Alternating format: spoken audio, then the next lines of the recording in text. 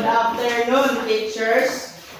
So by the way, I am teacher Crystal together with my co-teachers. I am teacher Jazz. I am teacher Iris. I am teacher Althea. And I am teacher Liza. I am teacher Debbie. I'm teacher George. And I am teacher Judy. And we are your teachers for today. So before we start our class today, Glenn, can you lead the prayer? Okay, teacher. Are you ready to pray, classmates? Yes, we are. In the name of the Father, the Son, the Holy Spirit. Amen. Our Father, who art in heaven, who be your name, your kingdom come, your will be done. On earth as it is in heaven, give us this day our daily bread, and forgive us our sins, as we forgive those who sin against us. Do not bring us to the test, but deliver us from evil. Amen. In the Father, the Son, the Holy Spirit. Wait, before you sit down, can you check the chairs if it's properly arranged? And pick up the trashes under your chairs, please. Okay. So, to know who is, you can sit down. Okay. To know who is absent today, if your name is called, can you say present? Glenmark, Present, teacher. Kevin. Present, teacher. Okay, I see that there is no absence for today. So, to have what they call this, to have an organized classroom, let's have our classroom rules, or we call it Alington to get. Glenn, can you help please? Teacher. Wait for a minute.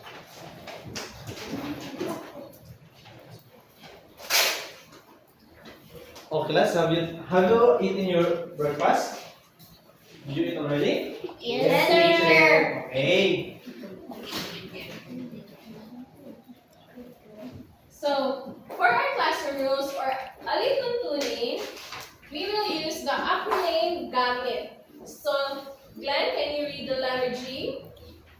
Kumalang sa guro at kamag-aral sa lahat ng oras. So, when the teacher is speaking or your classmate is speaking, kindly listen and respect also. Kevin, can you read the letter A? Asikasuhin ang mga gawain at makibahagi at aktibo sa klase.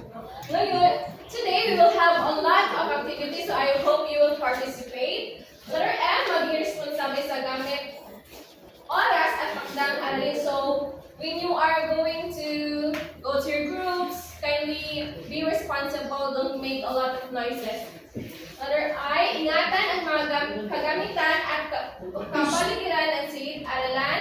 Letter T, tumulong sa kapwa at magpakita ng magandang asal. So always be kind to your surroundings. So I have here, do you, when you are, okay, what tool do you use every day at your home? Tools that you use every day at your home or while you're doing something. Do you have any idea, Glenn? Music tools, teacher. Any stand up, please? Music tools, teacher. At my home, I use hammer when I'm fixing something. Okay, very good. How about you, Kevin? I use screwdriver, teacher. Okay, thank you. So, do you find old tools in your lola or lolo's house? Like the old tool that they used in the past. Teacher. Yes, Glenn? Lagari sa kulolo, teacher. Tara kayo. Do you know how it's used for? Yes, teacher. The use of lagari, teacher, is to cut the wood, teacher, like this. Okay, very good, thank you. So I have here two pictures and I want you to identify it. First, let's have this one. How about this? Are you familiar with this picture? I think teacher, banig na, teacher. Yes, Kevin? I think that is baling, teacher. Yes, this is a banig. So, do you know what it's used for? Yes, The use of banig, teacher, is to hidaan, teacher. Okay, we use it for to sleep. How about this one? So bear with, I will. Old picture, teacher. Okay, Glenn, what is this? Old picture, teacher. What's the use of old picture, Glenn? Teacher, but the use of that teacher is lagyan ng tubig, teacher. Okay, very good. So you're very fun. You're very, what do you call this? Participative. participative. Okay, so hello. Hi. Hi. Hello. Hep hep. Hooray. Hooray. Hep, hep. Okay, this time I will tell you a story, and this story was shared by my grandmother. By the way, the title of this story is The Kitchen Tools. What is the title of the story again? Kitchen tools. Do you have a kitchen tools, class? Yes, teacher. Alright, what is it, Glenn? Knife, teacher. Alright, what else? Spoon. Good, alright. Now let's read the story. Let's read together. Every Sunday, Lola Maria cooked a big family meal.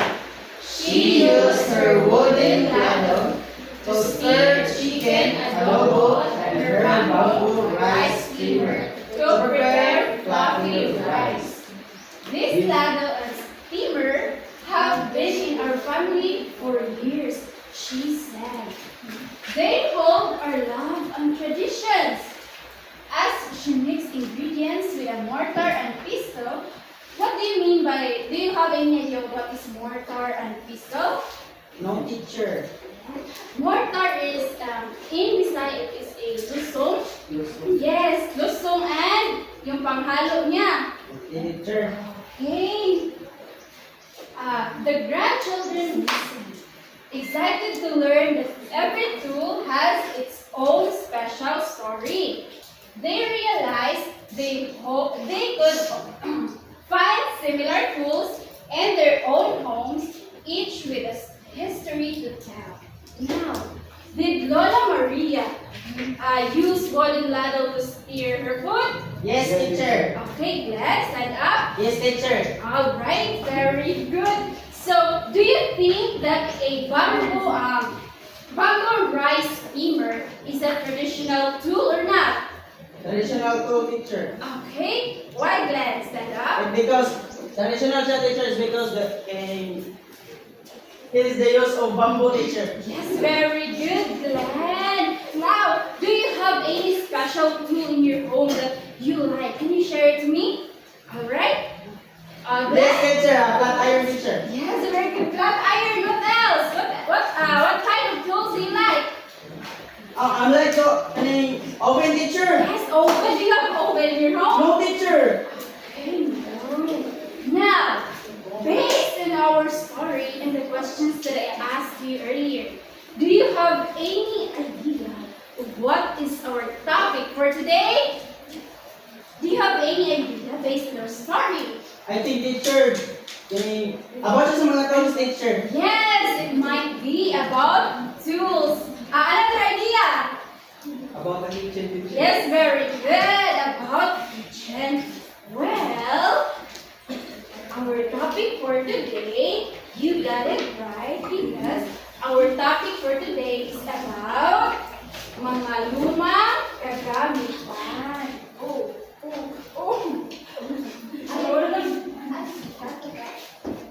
Mga lumang kagamitan. Yes, mga lumang kagamitan.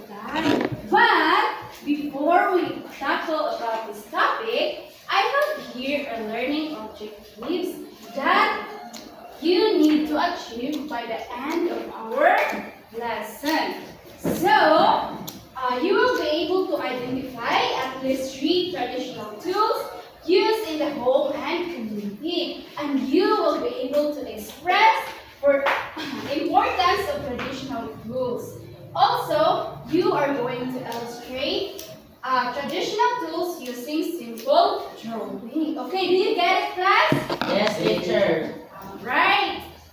Alright, so now I have here a worksheet that contains 8 images. So I will give this to you and I want you to observe and later on identify what's in the picture. Right. You open it, no, teacher? Yes, you can open it. Alright, Glenn, can you share what pictures did you get and explain what is that one? Okay, the pictures I get, it is banig. And the use of this is to We are going to sleep. We use body teacher. Okay, very good. What about Raven? This is an old picture. Okay, very good. So, do you have that thing at home? Yes, teacher. What else? What another tools, traditional tools that you have in your home? Yes, Glenn, I think you have an answer because Ah. your eyes Ang are. parisan nila teacher kay kumot, unlan, ang sa hatog teacher, kapag teacher ba, matulog teacher. Alright, very good. Okay, so why do you think it is important to know the traditional tools and its use? The teacher? Why do you think it is important to know the traditional tools and its use? Nga nang importante?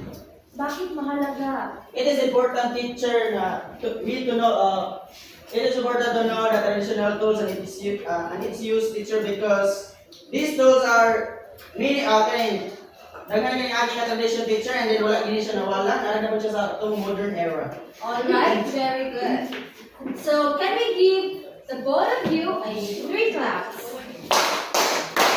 Alright, so for you to really understand the teachers you've seen from the previous activity, so we will be traveling. So, do you want to travel, everyone?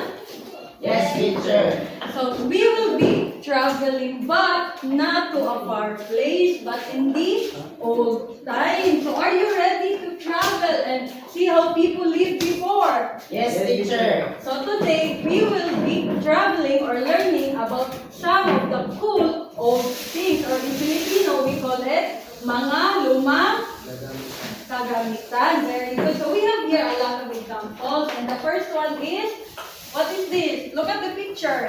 TV teacher. So this one is the television, or simply called TV. So let's read together. A tool for the public that gives entertainment, education, news, or advertisement. Very good. So this one is the television, or simply called TV. So in the old times or old days, the TV were big and also only black and white, and people use it to watch TV, watch news, and also anything that can make them entertain. So what is this again? TV Oh, very good. So the next one is radio. So do you know what radio is? Yes, teacher. Na mag-storya rin yan, teacher. Very good. So radio is a technology. Let's read together. A Technology technology. that allows sending signals through electromagnetic waves. Very good. So radio plays music, stories, or news using invisible waves. So people back then used radio before the cell phone and the TV came. So what is this again? Radio. Very good. So the last one is what is this? Very good. A banig, or in English, it's a mat. So let's read. What is mat? Used for sleeping or sitting on the floor. So mat, or in Filipino, we call it banig, is made of leaves. So people use it for sleeping or sitting. So it's very cool and also very comfortable. So this one is Mat. very good. So the next one is Clouds. So the next one is clouds. Okay, Ben, please read clouds. Club made of wood worn as a footwear by native people. Clouds. It's like a wooden shoe. In the old days, people in the Philippines wore them. It helps you to protect your feet from walking. And next we have Old picture. old picture. A container with one opening used for storing and pouring liquids. So an old picture is a container where people used to store and pour liquids like water, drinks, or juice. Picture help us serve drinks in need. And the last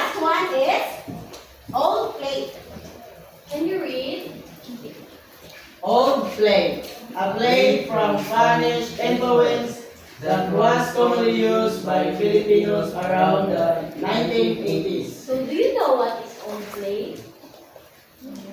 No, teacher. No, teacher. Ito ay yung plato, yung lumang plato. So do you have in home? Do you have this at home? Yes, teacher, plate.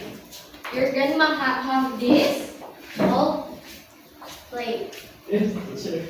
Okay, so in home, which do you use when you watch your favorite cartoons, news with your family?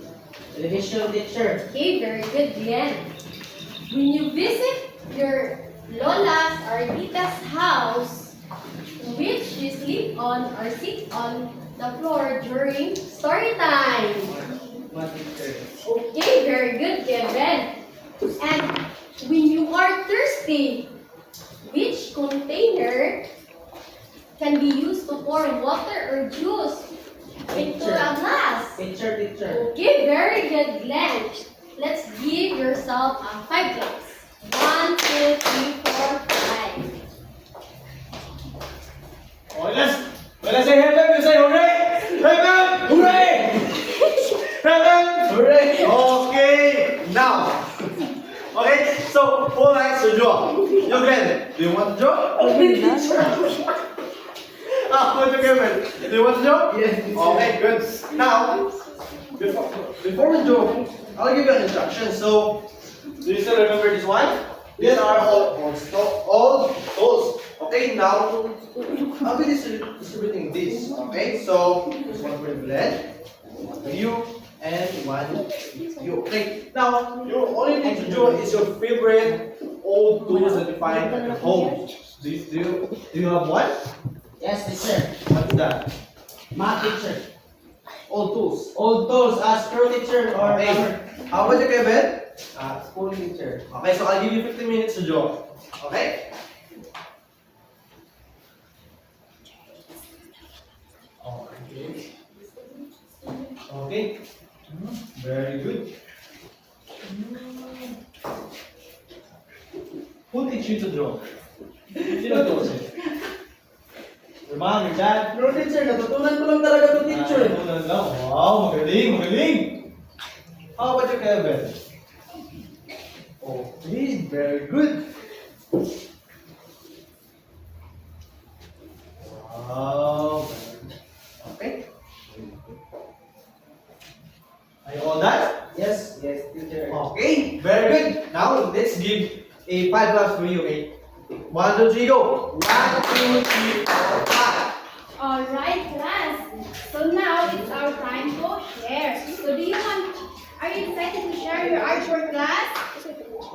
Yes, teacher. Yes, yes, Alright, yes. so all you have to do is to come here in front and share your artwork. And you tell us that what is the tools and how did you use it. So did you hear it, class? Yes, teacher. Okay, so are you ready? Yes, we are ready. Okay, so who want to come here first? Okay, Glenn.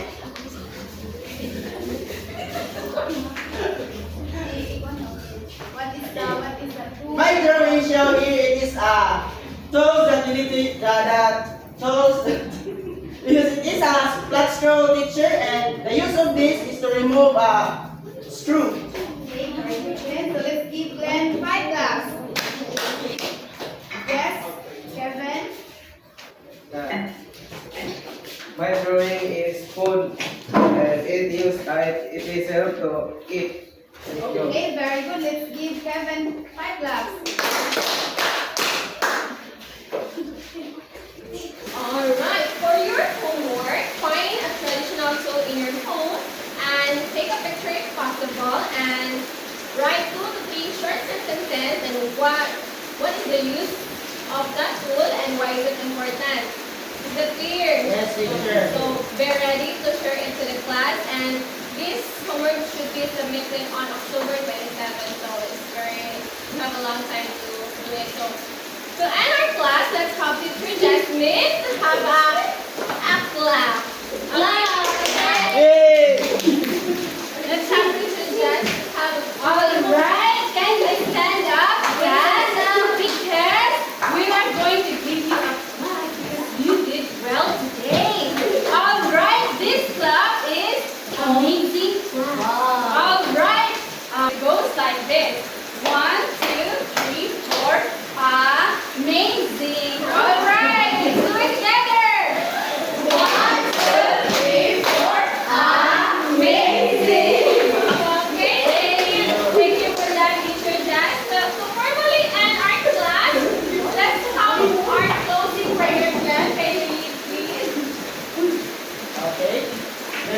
Father, the Son, and the Holy Spirit. Amen. Glory be to the Father, and to the Son, and to the Holy Spirit. As it was in the beginning, is now, and ever shall be, world without end.